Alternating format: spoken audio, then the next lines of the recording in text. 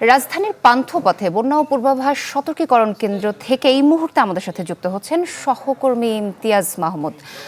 ইমতিয়াজ, আমাদেরকে জানান যে আসলে আবহাওয়া অফিস কি বলছে এই মুহূর্তে আপনার কাছে, আমাদের যে পুরো দেশে যে বৈরী আবহাওয়া এই নিয়ে কোনো তথ্য আছে কিনা জানাবেন বিস্তারিত।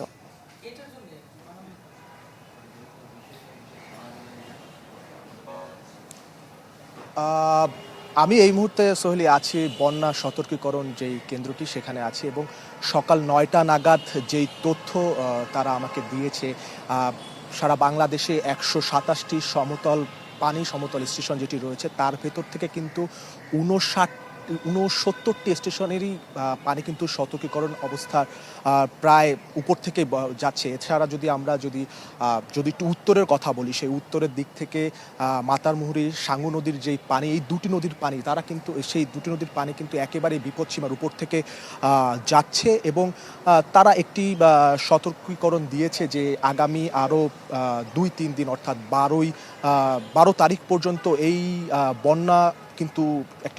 বন্যার একটি পূর্বাভাস কিন্তু তারা দিয়েছে। বন্যা হতে পারে যে সকল ছোট বা কক্সবাজার, ফেনী এই সকল যে এলাকাগুলো রয়েছে সেখানে বন্যা হওয়ার একটি প্রবণতা রয়েছে। এছাড়া আমরা গত দিনের তথ্য যদি আমরা দেখি যে এরই মধ্যে কক্সবাজার তাছাড়া বান্দরবনের যেই এলাকাগুলো রয়েছে সেখানে অতিমাত্রায় বৃষ্টিপাতের কারণে কিন্তু ভূমিধসের ঘটনা ঘটেছে।